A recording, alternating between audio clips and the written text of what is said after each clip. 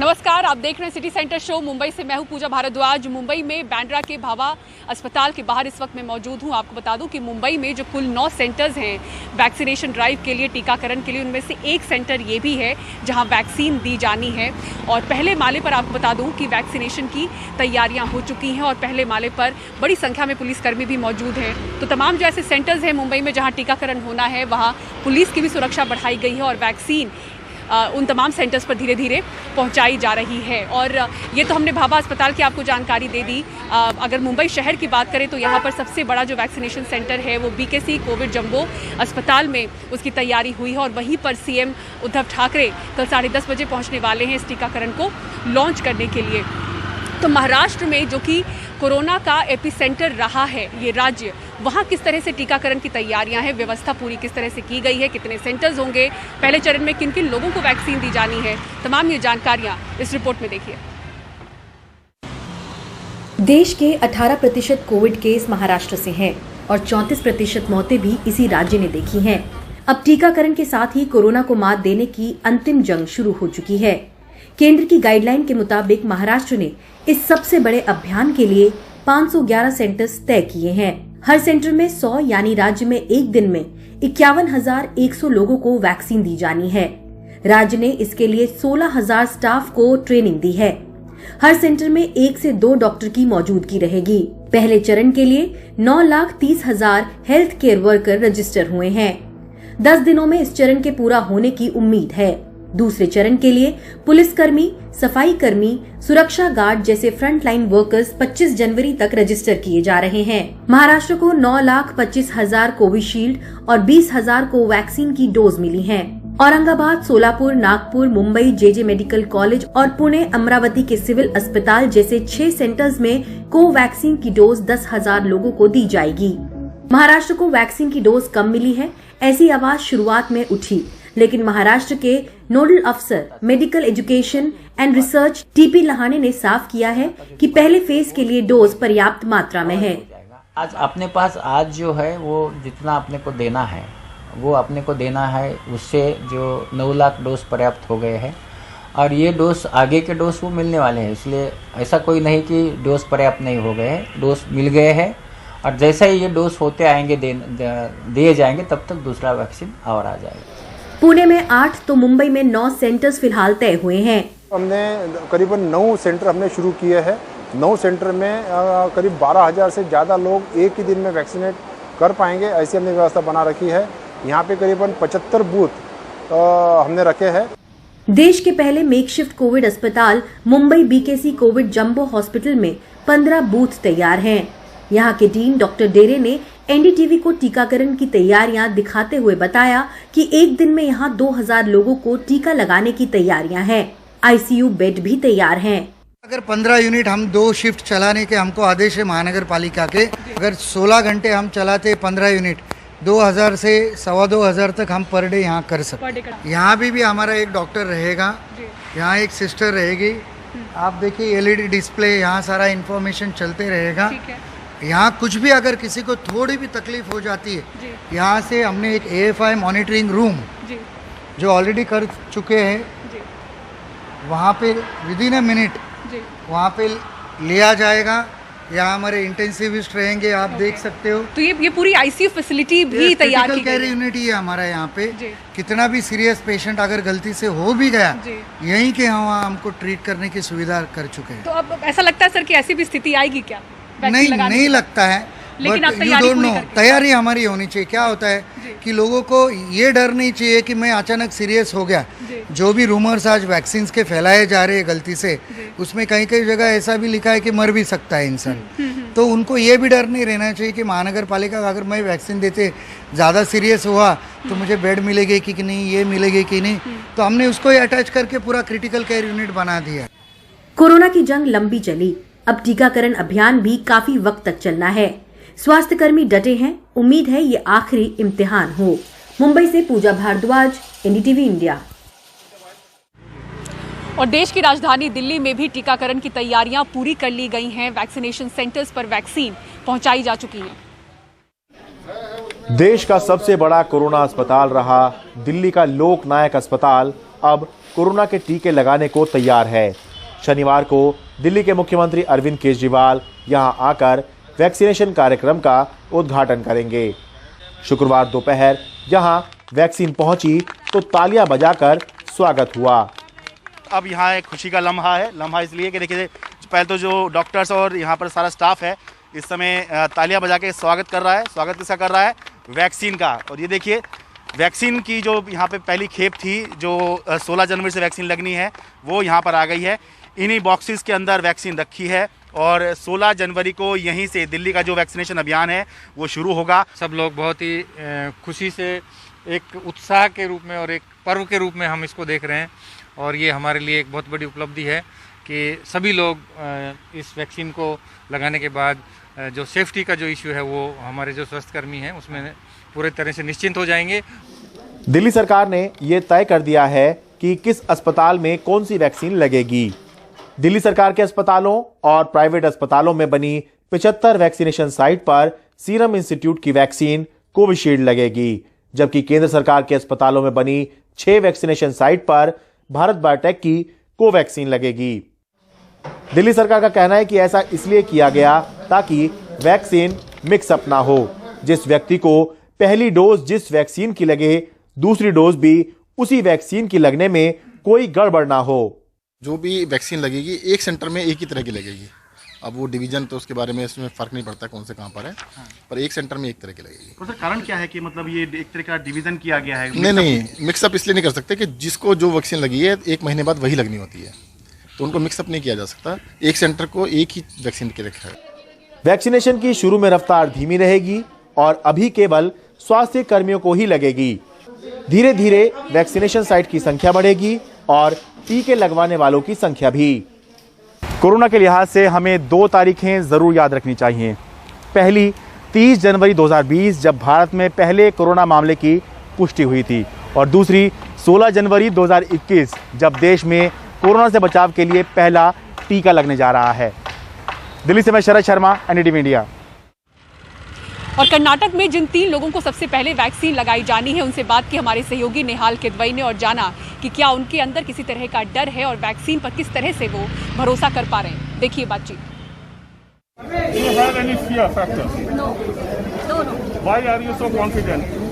Because one vaccine will come means after many clinical trials only they are going to release the drug. So there is no fear factor. You are very confident. Yes. Very good. Sir. Are you also taking it tomorrow? Yes. What's your name? So how confident are you? Sir, after all tests only it will be given. That's why we are taking. I am confident. I am taking injection. Health is good. ये 3 लोग कल vaccine लेने जा रहे हैं, इनमें बिल्कुल भी डर नहीं है। इनका कहना है कि जिस तरह की प्रिपरेशन की गई है, जिस तरह की तैयारियां की गई हैं, जो प्रोटोकॉल को फॉलो किया गया है, उसके बाद इनके दिल में बिल्कुल भी डर नहीं है। विक्टोरिया हॉस्पिटल बेंगलुरु से नेहाल किदवई, एनडीटीवी। और अब आइए बात करते हैं किसानों की। सरकार और किसान नेताओं के बीच जो 9वें दौर की बैठक हुई वो भी बेनतीजा रही। अब जो अगले दौर की बैठक होनी है वो 19 जनवरी को होनी है। इस बीच किसानों ने एक बार फिर से साफ कर दिया है कि सुप्रीम कोर्ट द्वारा जो कमेटी बनाई गई है वो उसके सामने पेश नहीं होंगे। विज्ञान भवन की कवायद में नया कुछ भी नहीं रहा, सिवाय इसके कि शुक्रवार को 12 बजे बैठक शुरू हुई और 5 बजे के बाद कोई नतीजा न निकलने की बात सामने आ गई। बस इस तसल्ली के साथ कि 19 जनवरी को अब 10वें दौर की बातचीत होगी।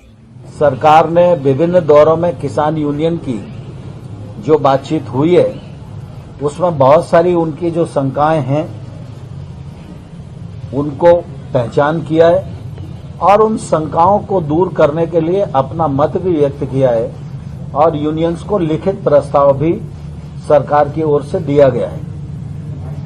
लेकिन वो प्रस्ताव उन लोगों को मंजूर नहीं था, इसके कारण वार्ता चल रही है और हमारी कोशिश है कि वार्ता के माध्यम से रास्ता निकले और किसान आंदोलन समाप्त हो। बैठक में किसान संगठनों ने सरकार के सामने ये मांग दोहराई कि तीनों नए कृषि कानून वापस लिए जाएं। लेकिन कृषि मंत्री और खाद्य मंत्री इसके लिए तैयार नहीं हुए। आज की बैठक का कोई नतीजा नहीं निकला। मैं तो ये भी कहना चाहता हूँ कि 120% ये असफल बैठक रही है, बेनतीजा रही है। और दूसरा यह है कि आज की मीटिंग में इसेंशियल कमोडिटी एक्ट को काफ़ी डिटेल में डिस्कस किया गया और हमारा डिमांड था कि इस कानून से जो आपने अमेंडमेंट्स की हैं उनको हटा लिया जाए, सो दैट द ओरिजिनल कानून जो है 1955 वाला वही रहे। लेकिन लंच के समय हमें लगा कि ये लोग आएंगे विद दिस प्रपोजल कि ओरिजिनल कानून ही रहेगा, दोनों अमेंडमेंट्स को हटा लिया जाएगा, लेकिन वो नहीं आए। अब किसान संगठनों ने यह तय किया है कि बातचीत जारी रखने के अलावा वो अपना प्रदर्शन भी जारी रखेंगे। 17 जनवरी को बैठकर 26 जनवरी की ट्रैक्टर रैली की योजना को अंतिम रूप देंगे। हम ट्रैक्टर रैली करेंगे, जोर शोर से करेंगे, लेकिन शांतिपूर्ण करेंगे, ये बात है। हमने कोई लड़ाई झगड़ा किसी तरह का कोई ऐसी वैसी बात नहीं करनी कि हम किले पर कब्जा करेंगे, लाल किले जाएंगे, पार्लियामेंट पर कब्जा करेंगे, ऐसी कोई बात नहीं। हम शांतिपूर्ण करेंगे। ये साफ है कि किसान सुप्रीम कोर्ट की बनाई कमेटी के सामने पेश नहीं होंगे। सरकार और किसान संगठनों के बीच नवे दौर की बातचीत बेनतीजा रही, लेकिन ये महत्वपूर्ण है कि दोनों पक्षों ने बातचीत की प्रक्रिया को फिलहाल जारी रखने का फैसला किया है। हालांकि सरकार पर दबाव बढ़ाने के लिए किसान संगठन के नेताओं ने यह तय किया है कि 26 जनवरी को उनके विरोध प्रदर्शन का कार्यक्रम जारी रहेगा और उस दिन प्रस्तावित ट्रैक्टर रैली की रूपरेखा अगले 2 दिन में तय की जाएगी। विज्ञान भवन से मनु नायर के साथ हिमांशु शेखर, एनडीटीवी इंडिया। और अब खबर उत्तर प्रदेश के बुलंदशहर से, जहां राम मंदिर निर्माण के सिलसिले में निकली रैली में शामिल कुछ युवकों ने एक संप्रदाय के लोगों को गालियां बकते हुए नारे लगाए। खुद इसका वीडियो सोशल मीडिया पर उन्होंने अपलोड किया और इसे वायरल कर दिया। इसके बाद 2 लोगों को गिरफ्तार कर जेल भेजा गया है और इलाके के जो मंत्री हैं वो कह रहे हैं उन्हें इनकी सजा मिलेगी। ये रैली तो उस भगवान के नाम पे थी जिसके राज्य के लिए तुलसीदास ने लिखा है कि दैहिक दैविक भौतिक तापा, राम राज नहीं काहू ही व्यापा, सब नर करहीं परस्पर प्रीति, चलहीं स्वधर्म निरत श्रुति रीति। जिसके राज्य में न किसी के शरीर को कष्ट था न किसी की आत्मा को, हर कोई अपनी मर्यादा में रहकर अपने अपने धर्म का पालन करता था, लेकिन शायद इन्हें वो पता नहीं चला, वरना ये अपनी मर्यादा नहीं भूलते। पुलिस ने गालियों वाले नारे लगाने वाले दोनों युवकों को गिरफ्तार कर उनके खिलाफ धार्मिक नफरत फैलाने का मुकदमा दर्ज किया है। इस मामले में इलाके के रहने वाले आस मोहम्मद की तरफ से लिखाई गई FIR में कहा गया है, आज सुबह जब मैं मोबाइल देख रहा था तो देखा कि सोशल मीडिया पे 2 लड़के मुसलमान समाज का नाम लेकर उल्टी सीधी गालियां दे रहे थे। इससे मेरी भावना आहत हुई। जानकारी करने पे पता चला कि गाली देने वाला लड़का ऋतिक सेहतपुर बेरी और दूसरा शिवम नगला हजरतपुर का रहने वाला है। इनके खिलाफ रिपोर्ट लिखकर उचित कार्रवाई करें। ये कल थाना शिकारपुर क्षेत्र में 2 व्यक्तियों द्वारा एक समुदाय विशेष के विरुद्ध भड़का हुआ एक वीडियो मीडिया पर डाला गया था। पुलिस के संज्ञान में आते ही पुलिस द्वारा इसमें तत्काल कार्रवाई की गई और दोनों व्यक्तियों को पुलिस ने गिरफ्तार कर लिया है और उसमें आगे वैधानिक कार्रवाई की जा रही है। बुलंदशहर के जिस इलाके में ये हुआ उसी इलाके के विधायक और मंत्री अनिल शर्मा मानते हैं कि यह मुनासिब नहीं था, लेकिन अगर ये किसी दूसरे धर्म के होते तब भी क्या मंत्री जी इतने ढके छुपे अल्फाज में इतना बच बच के उसकी निंदा करते। मंत्री जी, राम जिस आदर्श के लिए जाने जाते हैं और समाज में जिस समरसता के लिए वो जाने जाते हैं, मंदिर निर्माण के लिए जो धन संग्रह रैलियां जगह जगह जागरूक रैलियां निकाली जा रही हैं, उसमें जिस तरीके का कृत्य आपके शिकारपुर से एक वीडियो सामने आया है जिसमें एक विशेष समुदाय को गालियों से नवाजा जा रहा है। यहाँ कोई भी व्यक्ति है अगर वो कानून से बाहर जाएगा, कानून के प्रतिकूल काम करेगा तो कानून की जद में ला करके उसके खिलाफ कार्रवाई होगी। ये आपने देखा भी है, ऐसा हुआ भी है। अयोध्या में जो भूमि विवाद था वो खत्म हो गया। हारने वाले पक्ष ने अपनी हार और दूसरे की जीत को स्वीकार कर लिया है। ऐसे में अब एक कौम को सड़कों पे जुलूस निकाल के गाली देना केवल सांप्रदायिकता फैलाने के अलावा कुछ भी नहीं है, और वो भी उस भगवान के नाम पे जिसको सिर्फ हिंदू ही नहीं करोड़ों मुसलमान भी मर्यादा पुरुषोत्तम मानते हैं। बुलंदशहर में मनीष शर्मा और लखनऊ में कैमरामैन राजेश गुप्ता के साथ कमाल खान, एनडीटीवी इंडिया।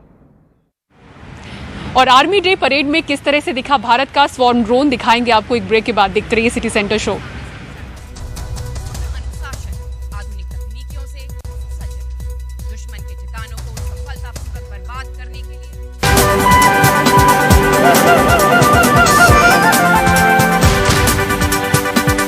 आने वाले समय में युद्ध की बदलती तकनीक को देखते हुए भारतीय सेना भी खुद को तैयार कर रही है और इसी की झलक सेना दिवस के मौके पर नजर आई। सेना दिवस के मौके पर देश की राजधानी दिल्ली में परेड का आयोजन किया गया। इस दौरान लड़ाकू स्वॉर्म ड्रोन का पहली बार प्रदर्शन किया गया। आकाश में जब इन ड्रोन्स ने उड़ान भरी तो दूर से दिखने में ये पक्षियों के एक झुंड की तरह दिखाई पड़े। परेड में मौजूद प्रेजेंटर ने कहा कि ये स्वचालित ड्रोन बिना किसी मानव हस्तक्षेप के दिखाए गए दुश्मन के इलाके में करीब 50 किलोमीटर तक अंदर घुसकर टारगेट को तहस नहस कर सकते हैं और सफलतापूर्वक ऑपरेशन को अंजाम देने में सक्षम हैं और ड्रोन चलाने वाला सुरक्षित भी रहेगा। और मुंबई के भाभा हॉस्पिटल से सिटी सेंटर की पूरी टीम को दीजिए इजाजत। खबरों के लिए देखते रहें NDTV इंडिया। नमस्कार।